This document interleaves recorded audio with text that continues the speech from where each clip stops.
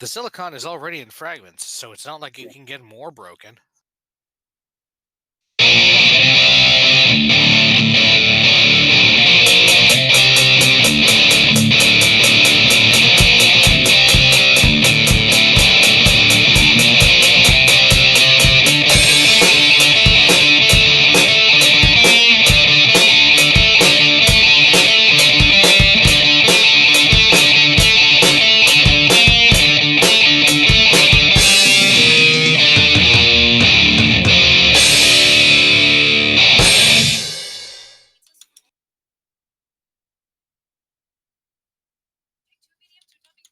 Welcome to another installment of Fragments of Silicon.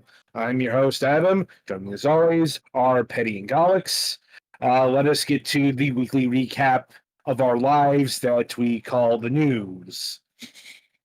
Galix, why don't you start us off this week?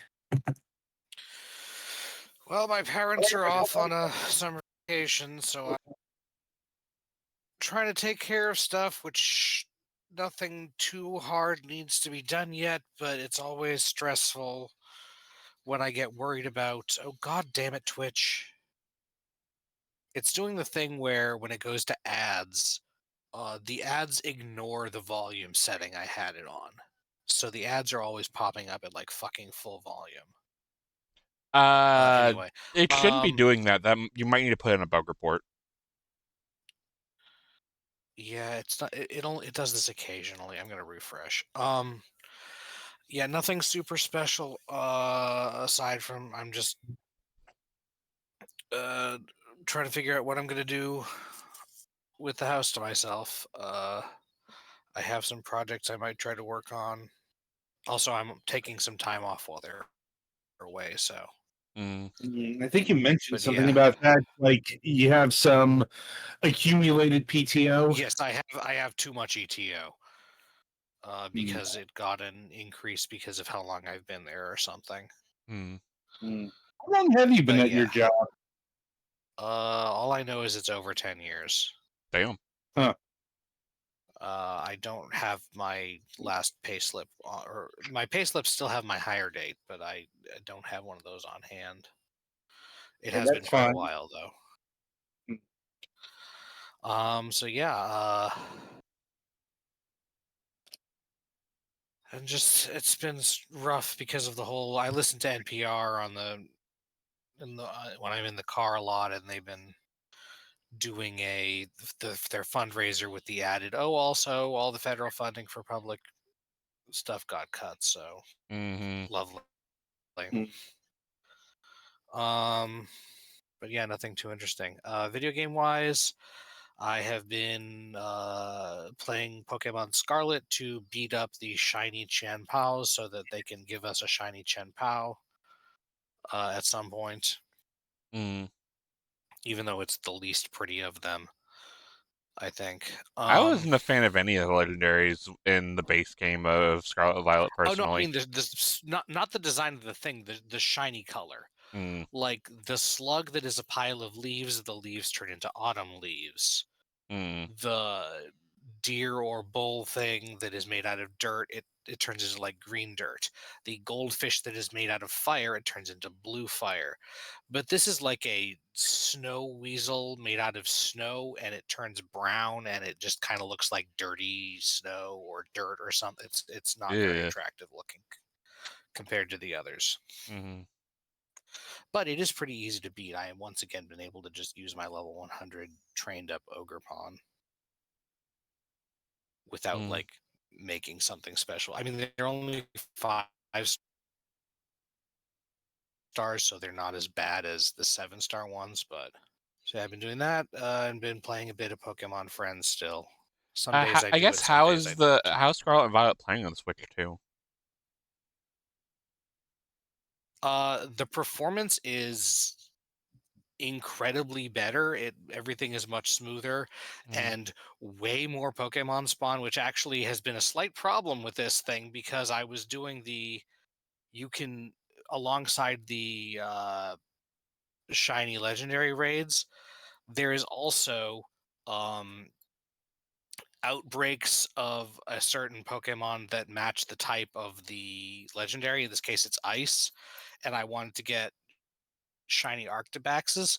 And when there's an outbreak, what you have to do is you have to knock out a bunch of Pokemon, and then as you knock them out, the remaining ones in the outbreak have a higher chance of becoming shiny. Mm. Uh, Kind of like chaining and so Let's Go in a before, way. pretty much the same idea. So before, it could only have like 12 guys on screen at once, so you could pretty easily see all of them. Mm. You can have a lot more on screen now, so there's a lot more running around and making sure you're not missing one of the shinies. Especially because some of Uh, the shinies blend in too well. yeah, especially Arctibax and Frigibax, or Frigibax is not that different. Mm. The whole thing is it's slightly greener shade of blue gray, and then it has like forearm danglies that turn from yellow to red, but it still has big yellow eyes. So if you're looking for less yellow, that doesn't work. Mm. So yeah, I did manage to do it. So that's pretty much what I'm up to. I think I'm also I've been picking away at. I really need to sit down and try to make a concerted attempt to get rid of some of my excess Pokemon, Yeah, both in because Scarlet Violet and in Home, because I have my home is like 3/4 or more full. I've noticed that since the release of Pokemon Home, we feels like we have a lot less Pokemon space, like in the games hmm themselves, because they're It incentivizing hasn't you to actually been use going Home. down, but there's been more reason to catch more of them, I think. Mm. I guess Fair. it also hasn't really been going up. It's been tapping out at 32 boxes of 30 guys each, I think, for a couple of gens now. Mm. I mean, I guess it was fine when we had Um, like 800 max Pokemon, but now we have over 1,000. right. And also, I had been like collecting 6-star raid Pokemon and stuff, and I need to like clean out the ones that I don't need. Right. Plus, for a long time, I was doing mass wonder trades of breed rejects, ones Mm. that didn't come out the perfect way I wanted them to, or ones Um, that I came out really close. actually I have a friend who's getting And into those are Pokemon. I will see if he needs stuff for his decks, mhm. and I will get back to you on that. Uh-huh. Although actually in Scarlet and Violet, it's almost more fun to just lead someone around and help them catch stuff in He co-op doesn't mode. have Nintendo Online, so I'd have to go to Okay, his fair. house and trade with him. And he also has Violet, Uh-huh. so there's no way for me to get him the Scarlet Fair, Pokemon, fair. even if we're in the same room. hmm Gotcha. So yeah, that's pretty much what I've been up to. I still have not had more time to play Bonanza really, because I've Mm. been busy with stuff.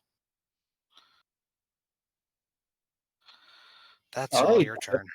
Alrighty then.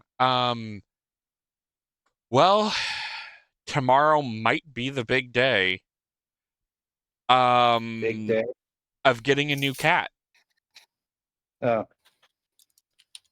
It was originally supposed to happen this weekend, but plans changed. So, ready or not, I've been having to get the house ready for a new kitten. I thought I had 3 extra days for this.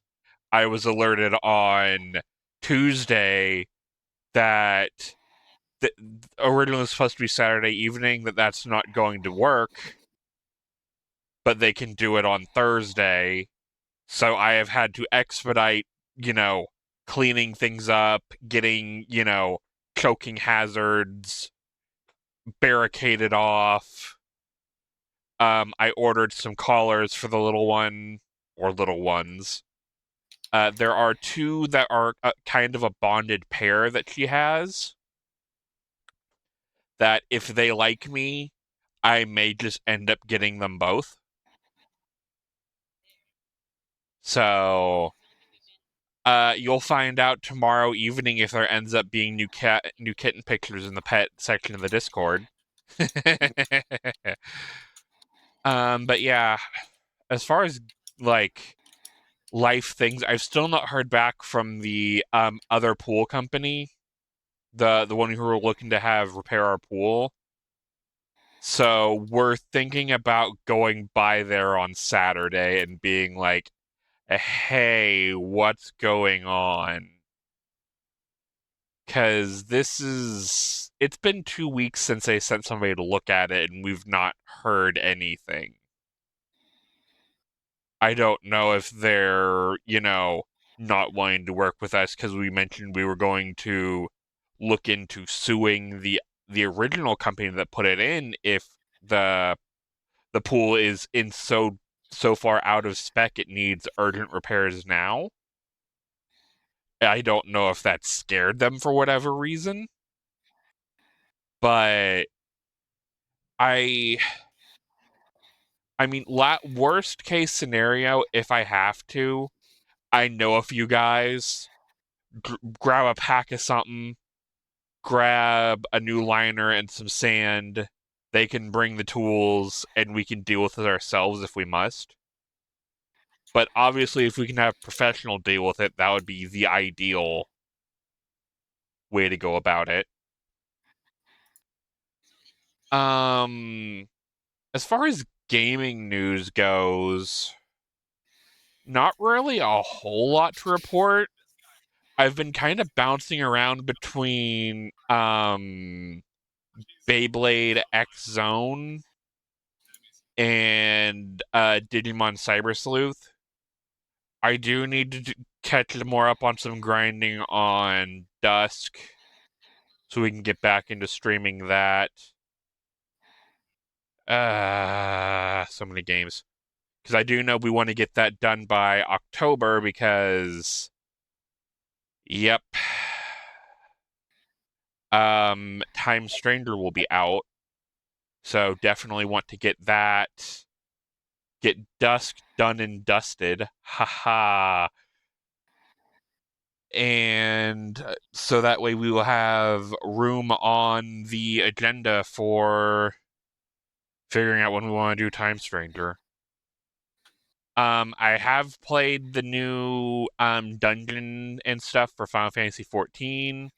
I actually streamed that live here. I need to go shoot those VODs to my channel.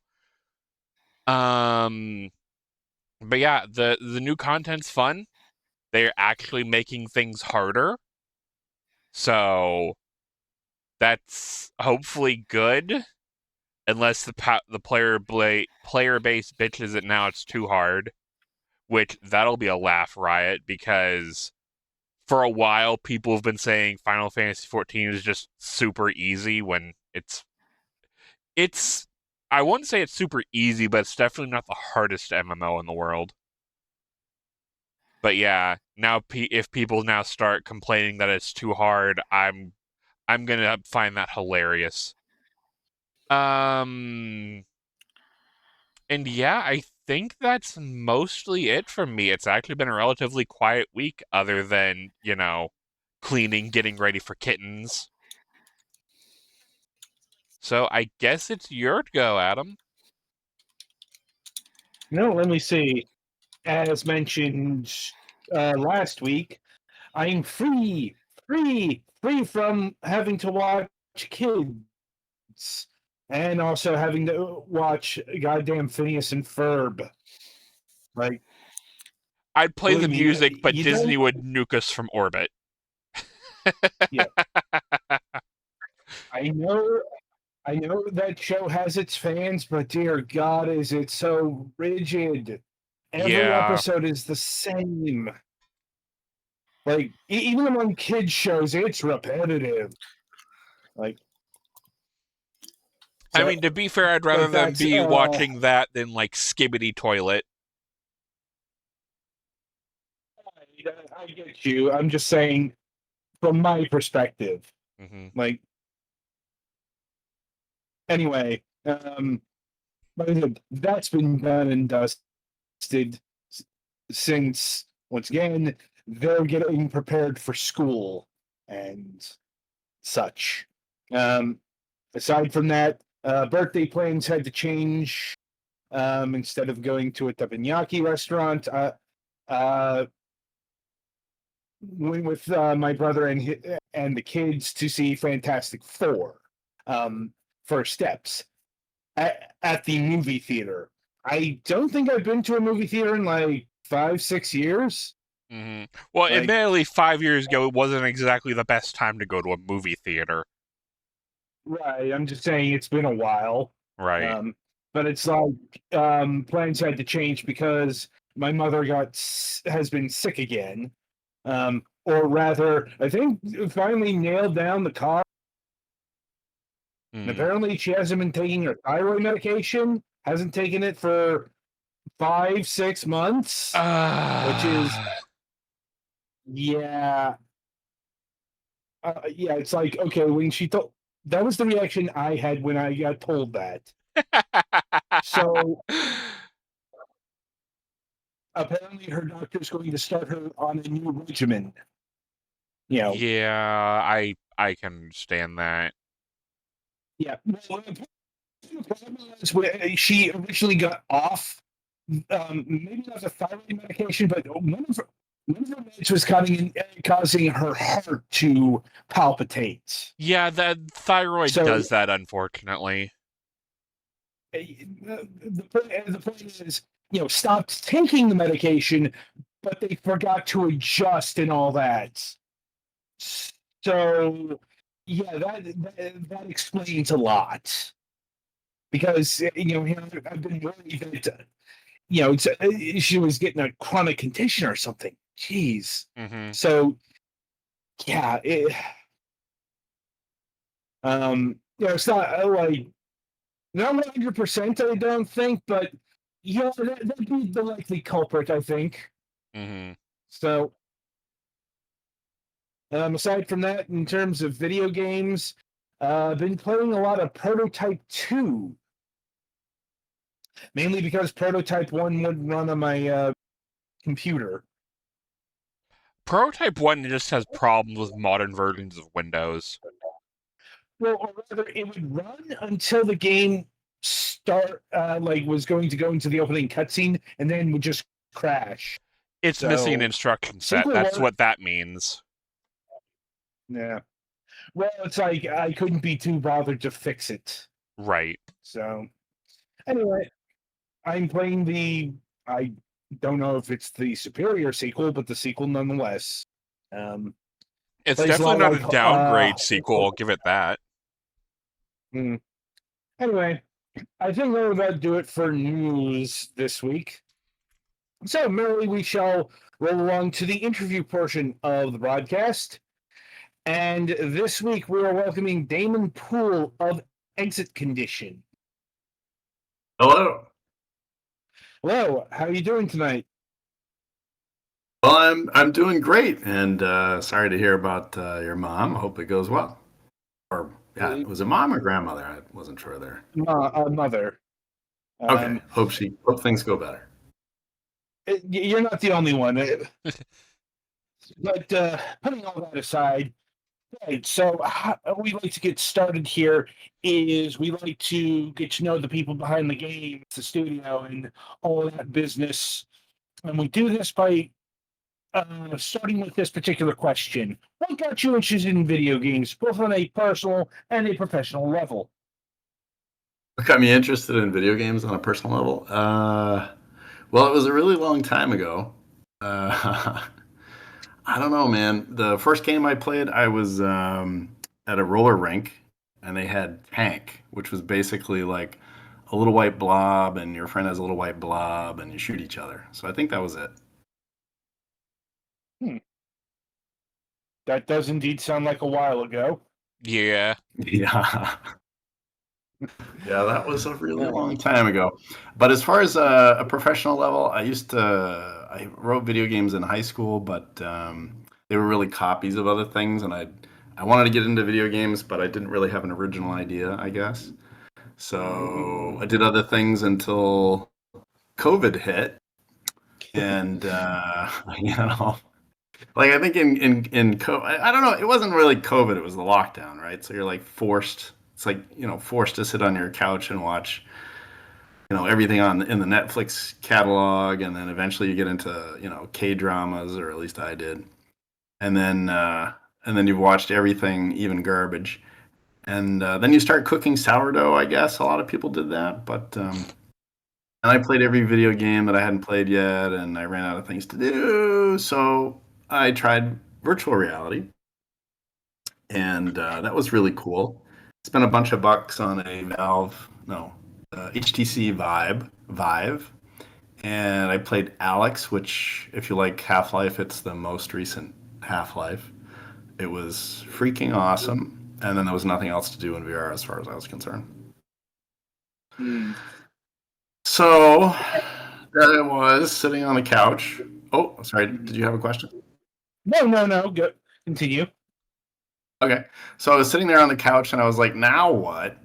And, you know, I'd spent a bunch of money on a VR headset, and I remembered that I liked doing escape room games for my family at Christmas. You know, I mean, nothing fancy, like a suitcase, you know, with a picture in it, and you do this, you know, solve a riddle or whatever, and find the key to unlock the suitcase, blah, blah, blah. So, and I remembered I could write code, and I thought, you know, how hard could it be? One room escape room, no AI, no aliens, nothing really moving, solve puzzles. Well, turns out it was pretty hard, but I got a really crappy, janky one room together with some interesting puzzles. I showed it to my brother-in-law, who actually runs a video game studio, and he said, "This is really cool. You just need art." He put 2 weeks of art into it, and I was like, "Hey," and that's kind of how I got into it. So, as far as professional, though, I would say, you know, I have made more than $1, but it's not enough to make a living. So it's more of a part-time thing right now. Understandable. Well, when we say professional, that's generally assumed to be you put out commercial. You know, not necessarily you Oh yeah, make a living from it. Because yeah, we've had plenty of part timers on our program Mm-hmm. who have to, you know, develop the game alongside, you know, doing a regular job because, well, bills still need to be paid and all that. yeah. I've found that to be useful. um, I'm like, no doubt. Um, it sounds like you've been doing this for about 5 years, given the timeline estimate. Yeah, I think it's a little over 4 now. I guess I'm headed on to year number 5. It wasn't immediately. It was kind of like it takes a while to get through the whole Netflix catalog and play every video game you want to play. But yeah, then, you know, that was it. I guess, you know, I don't know what you guys did, but I hear making sourdough bread about the time you were like, I need a new hobby. It was about the same for me. I mean, I pretty much did what I'm doing now. That's the thing about running a podcast. You don't really have to go out to do it. Yeah, Like, we've been fully remote since the beginning, so the lockdown had no effect on us. yeah. At least in Oh, I capacity. meant more like, you know, like a lot of people when they found suddenly that they weren't commuting, or they weren't visiting people or whatever, they had a lot of extra time. Whenever you were like, I need to do something to fill time. If anything, if not, then not. Well, I guess at least in my case, I just kept getting more video games, and you know, I had more than one streaming service, so harder to win out there. I mean, when I say Netflix, I mean all the things. But yeah. Anyway, and um, in terms of VR, you have put out a couple of games thus far. Oh yeah, that's true. Well, okay, so the other game there, Squadron 1, was actually, I came in sort of late into that. I was not one of the originators. but I came in late to that and helped sort of get it, further along. But yeah, that one's kind of on pause now, though it's still an awesome game. It's free, so if you've got at least one other, well, actually you can play it, single player too. But it's best if you have a couple of people to do, dog fights. All right. Well, I suppose we'll delve into that one. It does sound like there's a bit of a story there, but I suppose for the uninitiated, what is Squadron 1? Okay, sure. So Squadron 1 is not to be confused with Star Wars Squadrons. I guess it is confused a lot. Unfortunate naming, but it is what it is. So it's basically a death match up to 8 people, up to 8 people, and you're in spaceships. So you can kind of think of it as like a Star Wars kind of dogfight, but it's not Star Wars. You got lots of different arenas. If there's nobody else with you, there's pretty good AI. I say it's pretty good AI because I wrote it, so therefore it must be good, Uh, it's got practice. You can buy one-player missions, which are pretty decent. There's like 4 missions for $4 or something like that. There's a tutorial. It does take a little getting into because if you think about it, most people when they play video games, myself included, let's say you're playing PlayStation, you got 2 thumbsticks and you're used to one of those looking around and one of those being sort of where you shoot if you're playing a shooter or something like that. But in most games, if you're controlling something, even third person or whatever platformer, you're used to using the 2 joysticks and that's kind of it. So in this game, you've got the 2 joysticks, but where you want to fire, where you want to shoot is your head. So you not only have to get used to using the 2 thumbsticks, you also have to get used to flying while you're looking around. So there's a bit of a learning curve. But other than that, once you get used to that, it's pretty amazing, and it's arcadey as well. So to get power-ups, you have to fly through power-ups, and so it's definitely arcadey and a little cartoony, a little goofy, but definitely has that sort of Star Wars deathmatch vibe. Yes, I can see it. Flying in a crosswing, let's say, shooting nylons and such. But you said that you came in late to this project. What are the circumstances behind all that? Oh, sure. Okay. So the VR world is pretty small. It's mostly indies.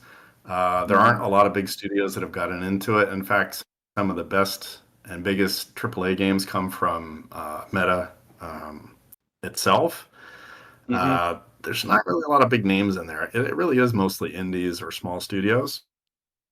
So and a lot of the stuff that you would use to develop video games is pretty new. So there was so in VR you want to pick stuff up. And the idea of making an asset that picks things up and has a hand and it grips things and all that kind of stuff is like, who wants to invest all that time? You just want to have a hand asset and use it. So there was this thing called Auto Hand, and there was a community there. I ended up spending a lot of time there and meeting a bunch of people, and one of them was this guy named Cisco Yi, and so we were chit chatting, and I asked him what he was doing, and he said he was making a space game, and he had multiplayer set up, and you could sort of go in there, and he had this spaceship, and so I was like, okay, I'll go check it out, and I didn't know him from, well, actually, I was going to say Adam, but there is an Adam here, but I didn't know him very well. And so I went in and I looked at his spaceship and I was like, and I told this to his face as well, but he said, dude, okay. And I was looking at what he'd created and I was like, I think I could make this and I'm not an artist. I'm like, what? So I didn't think much of it, but, he was fun to hang out with and chew the fat with. And so we just sort of struck up a friendship. And then like a year later, he said, oh, come check out what I'm doing. And I was like, what is this? This is so cool. So it turns out, that was like an early prototype and I didn't know him. So I sort of judged it based on that first impression, which wasn't really fair. And I was like, wow, there's nothing like this out there.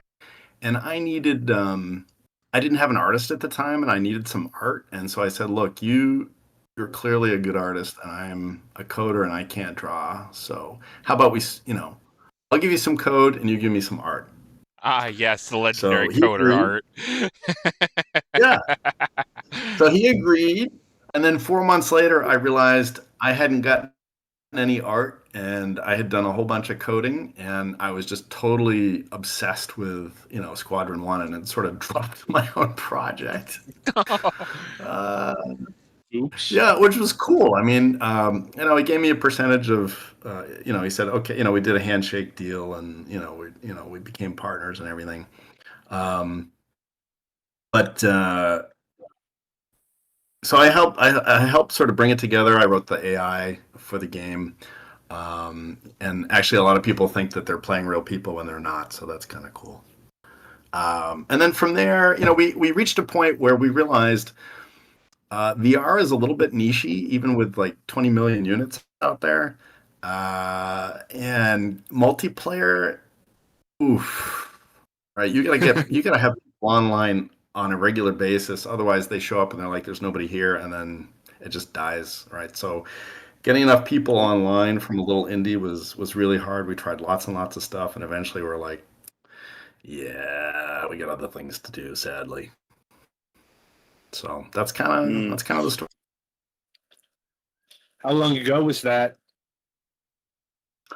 That was like 2 years now. Yeah, it's been a while. Yeah. Like, that is Interesting though. I just that review. What? That is unfortunate. That's all right. I mean, on the other hand, that review that I sent you was a guy that did the review 4 months ago, and there's a little thing that we never changed that says the builds are updated daily, so it still says that. So he was saying, "Oh, it's still an early release. Can't wait to see the final version." And I was like, "Well, He may be waiting a while." Oops. yeah, exactly." I suggest not holding your breath for that, friend. Yeah. Like, Yeah. but that aside, how far along was the game before it got paused? I mean, it is well, okay, so one of the things that happens if you don't update a game in 2 years is that, APIs can break and things can break and that kind of stuff. So I think the only thing that's actually broken is in the tutorial, some of the select your control scheme stuff doesn't work as well as it should. But other than that, it's still, I was in there the other day and it still works great. So other than that, it's very polished. I mean, it's very professional. I think it's, production ready. It's a really good game. The only thing is, without a constant player base, it just doesn't matter. So Yeah, I can see why that would be a hard sell. Especially since, as you noted, this may look somewhat like a popular IP in space, but is actually not that. So, that can be an even harder sell. Mm-hmm. Yeah. Like, obviously, if you could have had that IP attached to it, had the money for that, this might be different. Yeah, well, life would be different in many Yeah, I was ways, about to say, guess, life would also be different if I had a winning lottery ticket in my hand right now. right? Yeah, Yeah. exactly. It's like if I had a cool car and $1 million, but I just need that $1 million. Oh, and the cool car. Right. Still, probably best to move onward, and that is to your own creation, Exit Condition 1 HD. Sure. Yes. So, what's this one about?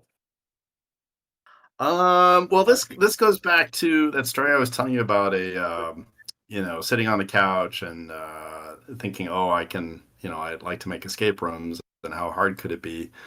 So it started out as a one-room escape room, and I didn't do any market research on it or anything. I was just like, hey, I like escape rooms, and I wasn't planning to make it like real or charge money for it or anything. And so actually, that one room is still out there.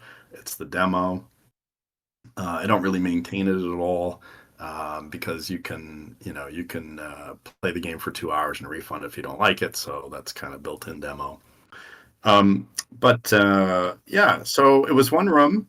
And then after I saw what my brother-in-law could do, I was like, hey, maybe I could finish this up a little bit and charge $5. So I did that. And then I did some actual market research, and people were like, yeah, we don't want to pay you $5 for one room. But if you had a bunch of rooms, that'd be cool. And so it sort of morphed from a escape room to a series of escape rooms, and then a story kind of emerged. So now I would say it's more like a puzzle adventure game that is based on the idea of escape rooms, right? So that's kind of it. You wake up, you've just been waking up from cryo sleep, and you have no memory, which of course nobody has ever done in the history of sci-fi. Yeah. And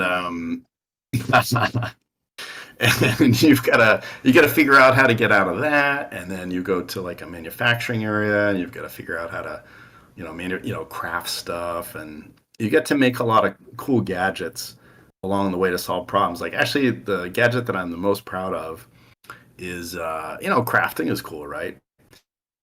So if you're gonna craft, you gotta get materials. So there's this gun that you can shoot at stuff, and it makes blocks, and then you can take the blocks and you can put it in stuff and craft. But then later you get a gun that sucks stuff into itself, and it shows you how much it has of each ingredient, and then you can choose what you want to build, and then you can craft it. And in one case, one of the puzzles is you have to craft this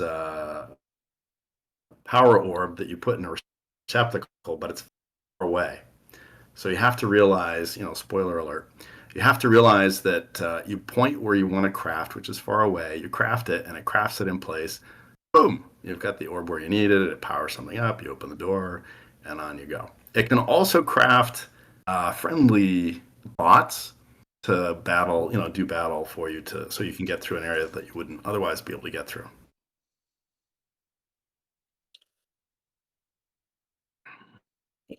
Okay. So that's a little bit about the game. Indeed. And was it difficult coming up with escape room type puzzles? Yeah, it was actually, but I'm a big believer in throw stuff out there and see what sticks. And so I put the first version of the game out there, a really long time ago. Got a lot of feedback, a lot of ideas, and just sort of, kept going from there. But I played a lot of escape room games. I played like I Expect You to Die 1, 2, and 3, which are all VR games. But let's see what else. The Room series, and there's a bunch of escape room games out there, and I'd be like, hey, that's kind of cool, but what if you did this? Hey, that's kind of cool, but what if you did this? And at some point, I got the idea that one of the things I don't like about escape rooms is it seems a lot of the time there's like playing cards, and you have to find the little notes, which goes to a map, which then goes to a diary, which then goes to a lock, and it's like, who put the cards out? Like, who did this? Why did they do this? Like, this is ridiculous. This has nothing to do with reality at all. I mean, so I thought, sometimes in the lore of the escape room, it is them setting up a puzzle just to fuck with you. Exactly. But it's like, that has nothing to do with reality. So I thought, well, what would sort of a more reality-based thing be? Like maybe a machine got broken and you have to figure out how to fix it, or you have to access something that the access isn't there or whatever. So for instance, one of the puzzles is you have to build a drone because it's the only way to get out of a switch, to flip the switch to do something else, right? So once I sort of had that idea, I was like, oh, there's a lot of things you could do that, okay, it's like it's a puzzle because something's not working right and you have to fix it. It's not somebody left a diary with, you got to figure out 2 is an A and 5 is a Q or whatever. Nothing wrong with those things, but I was just like, I want to do something different. Is that how this got changed from a escape room simulator to a puzzle adventure? I think the puzzle adventure just came from the fact that there were multiple rooms and sort of a story started, emerging out of it. It's still, you could still see it as like a series of escape rooms, and each one, if there wasn't the narrative, could still be an escape room. Like in each case, you have to escape from the room to go further. It's just, I would say it's a non-traditional escape room. It uses very physical stuff. It's similar to in real life in a real escape room. You walk around and you pick stuff up and you move stuff around. It's the same kind of thing. Like you physically have to walk around and open drawers and take stuff out and stuff like that. Because it's VR, there's no clicking on buttons. Like you physically have to reach into a drawer and grab stuff out. There's also the additional concern about motion sickness. Yeah, that's a problem with me. It's funny you should say that. Uh-oh. Yeah, somebody else was saying something like that. They had a problem with that. Go ahead, and then I'll respond. No. No. It's because I noticed, as opposed to Squadron 1, this is a thing you walk around very fully. So yeah. I suppose the question is, how bad was the motion sickness problems?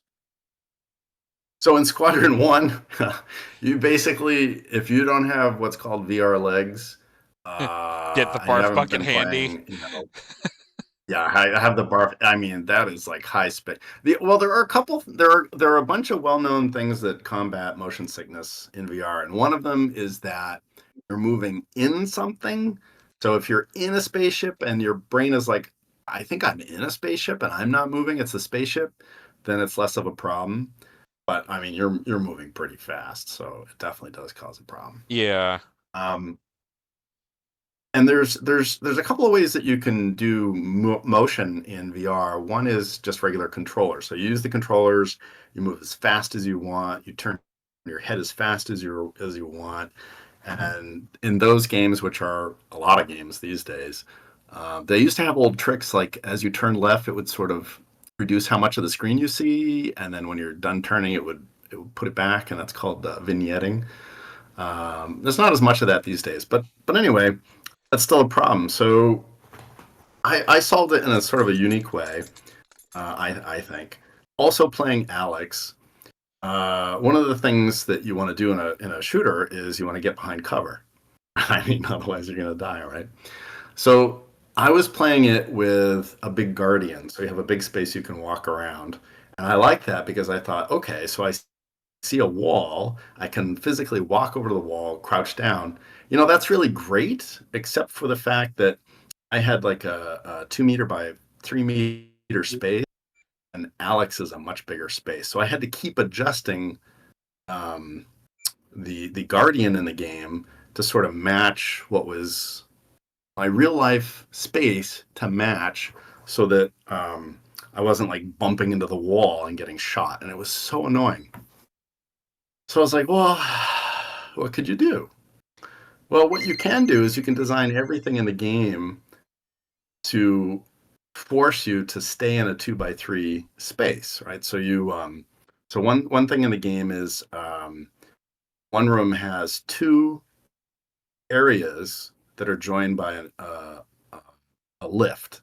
So you walk on the lift, you press a button, you go up to the upper level, and you still like physically in your living room are standing in the same spot, right? But now you've got a new 2x3 space that you can walk around in, and there's all kinds of tricks like moving walkways and ladders and overhead pipes, so you can traverse a big space without actually moving. So all your motion, you feel like I'm physically moving, so you don't have as much of a motion sickness issue.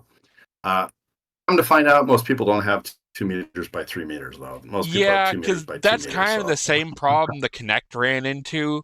Most people don't have a 6-foot space they can just leave to occupy that without moving furniture. Yeah. Although you could make an argument, and I'll make the argument, although I won't hold it against anybody. A real video gamer would make the space. I mean, debatable, because you figure most of us are from where you just need a foot around you where you just have a controller and just sit down. So I didn't guess, say it was a good argument. Yeah. I just, I thought Fair. I'd make an argument. Yeah. Yeah, so that, I don't remember what question I was answering, but anyway, Motion that's sickness. my thought. Yeah. Yes. Yeah, that's it. Oh, there was another. So it also turns out somebody did a study that frame rate has a big influence on motion sickness, and if you have 120 frames per second, there's way less chance of motion sickness. But on a Quest, if you're at 120 frames per second, it's like you're back on in PlayStation 2 days or something like that. It's not a lot of detail. Might depend on which Quest we're talking about here, like the Quest 2 versus the Quest 3. Oh, Quest 3 can do 120. I don't know if Quest 2 can or not, but even Quest 3 at 120, you can't have a lot of detail. Like, maybe that's something more reserved for the PlayStation VR 2. Oh, I love and hate the PlayStation VR 2. God damn it, Adam. So they did something really clever. It's basically $1,000 machine, right? So the Quest 3 is Assuming you don't already have a PlayStation 5 on hand, yes. Oh yeah, well that's what I mean. You need so if you want to get a Quest 3, that's $500 for the good one. If you want PlayStation VR 2, and you don't have a PlayStation 5, it's about $1,000. But the other thing that's really cool about it is not just the massive amounts of hardware there; it's the eye tracking, which Quest 3 does not have. So with the eye tracking, you only need to make it high resolution where you're looking, and it turns out that's not most of the screen. So you get amazing visuals, but they seem to have dropped support for it. So whatever. Yeah. Well, it turns out not a lot of people want to spend $1,000 on top buying the expensive video game playing machine. It's like, turns out that audience, if it exists, probably exists on the PC. Yeah. Yeah. Because you can also at least do your taxes and actual work with a PC. You can't really do much else with a PlayStation 5, especially if you get it just for VR. Mm-hmm. Yeah, and you might even forget to do your taxes if you're playing a video game, right? Indeed. I thought it was funny. I'd say that more depends on the game. Like, right. If you're doing say, city builder or a management sim, you're probably paying pretend taxes anyway. I was going to make a joke about EVE Online, but... That's a sociopath simulator. Valid. Wow. Well, I haven't played that. Maybe I won't play it now. Never play EVE. Unless you have more disposable income than brains. Well, I had no comment. Oh no. Well, that could go good or bad in either direction, so I think I'll just stay away. Yeah. Well, I guess where I was going is, right now VR is like, I think, on the cusp of greatness. Like if only there was like if the Quest 3 had better external cameras and eye tracking, that would be amazing. But there isn't any such thing at the moment. We'll take your word for it because no one here owns any VR gear. Yeah. Like, theoretically, my PC I stream off of is powerful enough to run VR, but I'm also get very motion sick, and I also don't have room for it because I'm under my loft bed, and there's a metal bar right next to me. Last thing we need is me to go swing in a game and, guys, I need to cut the recording short. I need to go to the ER. I broke my hand. I'm highly prone to headaches. Well, I thought you were serious for a minute. I forgot what you originally said. I was like, oh, shoot. Yeah, no, that's just a hypothetical if I were to actually try VR. Knowing my luck, I misplace where my hand's at, and then suddenly, oh god, my hand's broken. We have a problem. Well, it turns out most games are not room scale. Most games are on VR. It turns out you basically just sit there anyway. So yeah. And the thing about the motion sickness is that if you play for, I don't know, like a month, for most people it goes away, and a small portion of people it stays. Well, I had such a bad reaction back. I tried it back when it was so-called Oculus. And the roller coaster demo they had at Best Buy, I was literally vomiting for like half an hour in the back room because I couldn't handle it so bad. Most games are not. I know that's probably the worst example, but it's definitely one of those turned me off entirely to it. Yeah, so that was like I'm not going to try to change your mind or anything, but that may have been the first Quest, which I think most games were at 60 frames per second. It was a lower resolution, and a roller coaster is just a bad idea in VR. I don't know what they were thinking. Yeah. I think they got a few complaints on that. You know, never mind the dude in his 20s who's currently throwing up in your back room, you know. Yeah, that's gonna kill a lot of sales right there. Yeah, that's probably part, like those initial like demos and stuff like that is probably what's hindering VR's adoption, because we have a lot of stories of people just getting very, very sick because the tech wasn't up to scratch at the time, remembering that and not wanting to get into VR. It still has. So. Go ahead. Yeah, it's one of them. Cost, I'd say, is the biggest overall factor. At least if we're talking about room scale stuff. But also, headgear just isn't ever going to be that popular. Well, it's interesting, right? So I don't know if you guys ride a bike or go skiing or wear headphones and glasses, but actually we do wear a lot of headgear in our lives. It's just it has to be freaking compelling. Right? Nobody's gonna like go out on a date with a helmet on. Yeah, I can't do anything that is a band around my head, and if it's over your eyes, it has to go around. Yeah, I get a headache from wearing a hat that like fits. Like it has to be too loose to not give me a headache. Yeah. Well, yeah. Well, there's a couple things. There's a couple things coming that'll help, and I don't know that it'll ever be as mainstream as like a regular game, but the 120 frames per second is definitely going to come, right? It's just a matter of time and technology. But the other thing is, if I don't know if you've ever gone to like a 3D movie or whatever and not felt so great. There's a reason. There's a couple of reasons. To a 3D movie. Okay. Well, if you go to a 3D movie, there's two reasons that you don't feel good. One is that most 3D movies are not shot in 3D. They send it over to India, and some poor guy has to like say, "Oh, this part actually should pop out," and then they stick it in a computer and they do something called dioramming, and your brain is like, "I don't like this." The other thing that happens is even if they shoot it with 3D cameras and it's real 3D, in real life, if you look at something far away, your eyes focus on far away, and if it's close, it focuses on close. But with 3D films, it's at the same spot every single time, no matter how far away it looks, and your brain doesn't like that either. Mhm.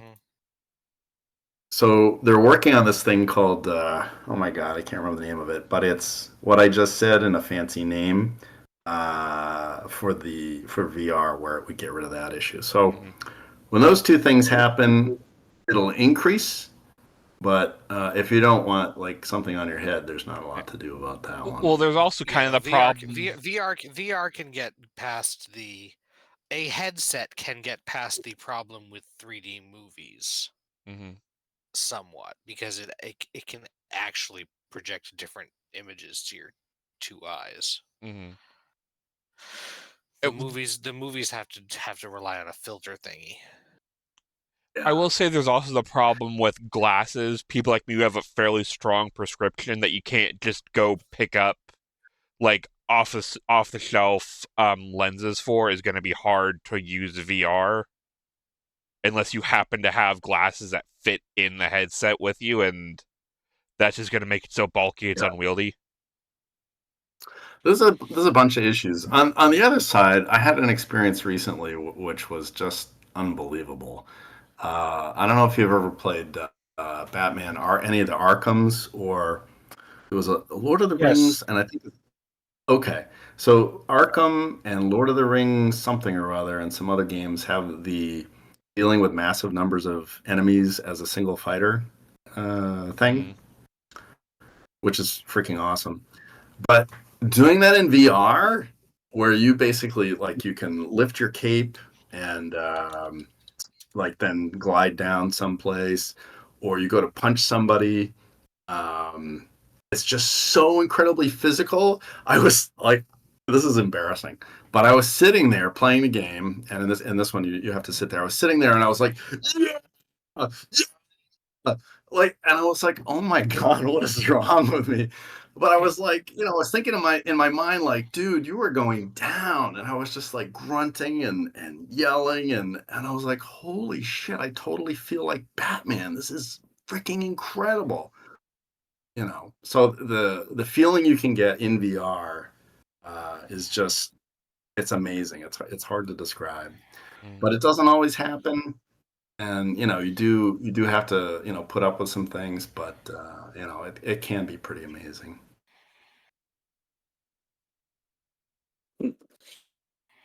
Indeed, it's just, as you noted, not all that many people working in this space because, well, it's kind of what they call a catch-22.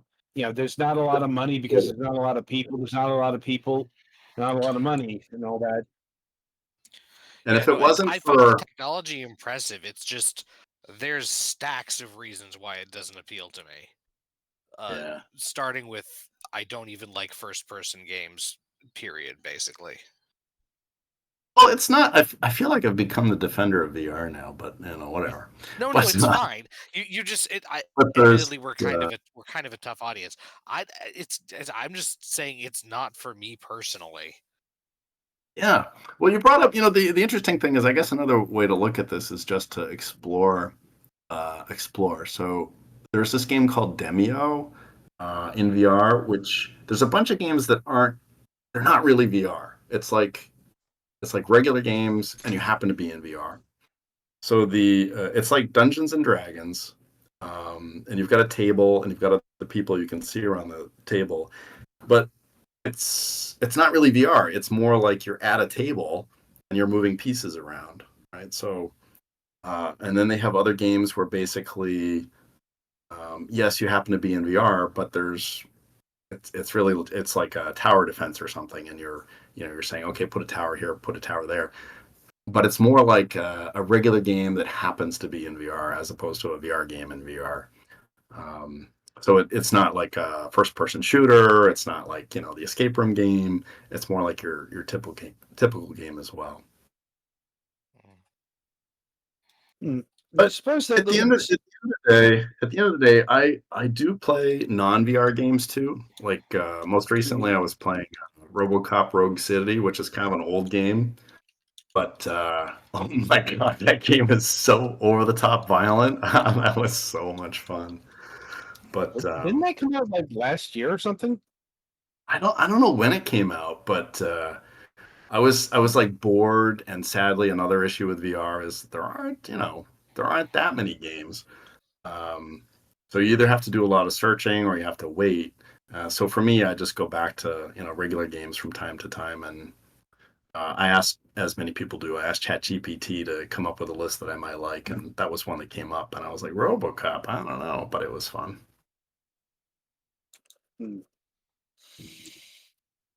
So I suppose my final question at this stage is, what's next for you development-wise? Well, I can half tell you. Otherwise, I'd have to kill you, right? But no, don't worry. Um, so I put way more time into this than I ever anticipated, and it definitely impacted my ability to pay the bills. Don't worry, I'll be fine. Yeah, don't worry, I'll be fine. But I was like, oh, I can't keep doing this like at this rate. So I was kind of like, well, I probably need to sort of pull back and more focus into the to the pay the bills kind of stuff, which I do need to do. And I had a whole bunch of ideas for next games. One of which was a shooter, um, kind of original. What makes it original? Well, the thing is that shooters do better than anything else, really, and there aren't that many. There aren't that many games in VR. So another shooter, if it's good, it could do well. But the idea is a puzzle shooter, right? So it basically sets up puzzles that you solve by deciding, do I wipe these guys out first or those guys? There's more to it, but anyway, that's the basic idea. My current game has a dancing segment in it. There's like one day I just sort of like put a whole dancing simulator in there. I don't know what happened. 4 months went by, and suddenly, I guess I like dancing a little too much. So I thought, ooh, I can make that into a separate game. Go back to Squadron 1 and make it campaign only, or I also put a mini game in the current game, which is a match 3 shooter. So it's like an old on rails game that's in 3D, and you have to shoot 3 things of the same color to make things happen, like chain lightning or everything explodes or whatever. So that's kind of cool. So I thought, oh, maybe I'll follow that up. But I was chatting with ChatGPT about this, and it said, well, there's 2 things that make VR particularly a game in VR do particularly well. One is that it does well on TikTok, right? So it has some kind of thing that people make a lot of videos and it's cool, and where the player is the controller. So you're physically doing something like Batman. So I was like, oh, that's interesting. So I can't really tell you what it is yet, but as a result of that, I put like a bunch of things together in my head, and I realized, oh my god, actually, I have something that could be really killer, and so I'm going to go in that direction. So more on that in a month or two when I have the demo, and then I feel more comfortable, sort of like talking about what it is. Okay. All right. So I'll see if my colleagues here have anything further for you. I think I'm good.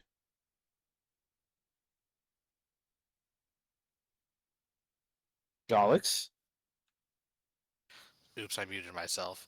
Yeah, I think I'm satisfied question-wise. I just hope I didn't come off as like too anti-VR. I know Oh no, my not, reasons are very personal. no, not at all, not at all. I mean, if you're in VR, you have to accept that it is still fairly niche. It does have the issue of, there's a couple of AAA studios, like Assassin's Creed did a pretty amazing Assassin's Creed and then decided that that was it for them. Right. So it's just the way it is. That's the way it is. Right. Anyway. Well, I've enjoyed my time with you guys. I didn't realize we were getting to the end. It went so quickly. So thanks for the questions. Thanks for the opportunity, and I appreciated getting to know you guys. And I guess we should mention real quick in the Discord, we do have a giveaway for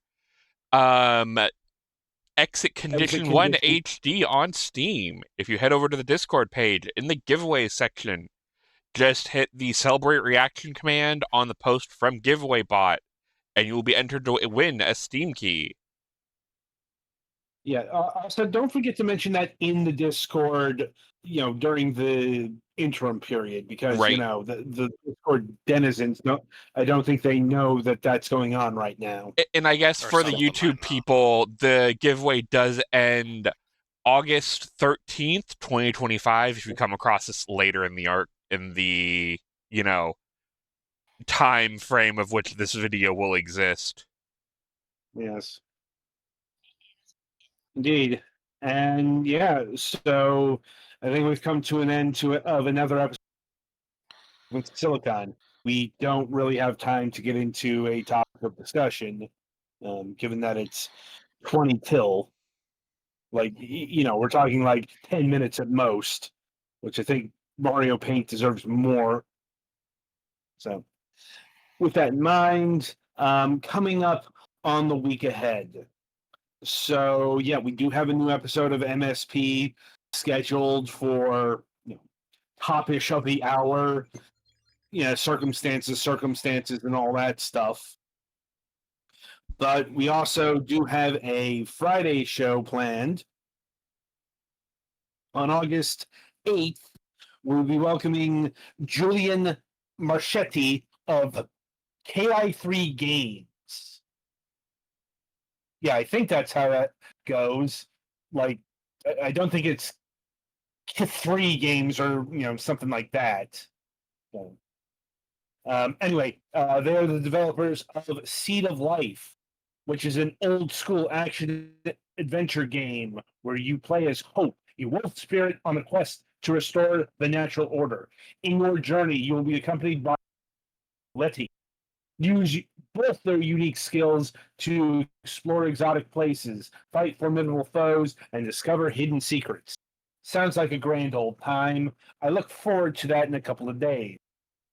And coming up on the Sunday reviews, we'll be having reviews of Diner Brothers 2, Instance, Night Flight, and impressions of Traxion 3000. So look for all that in the future, and until next time, I shall wish you good gaming.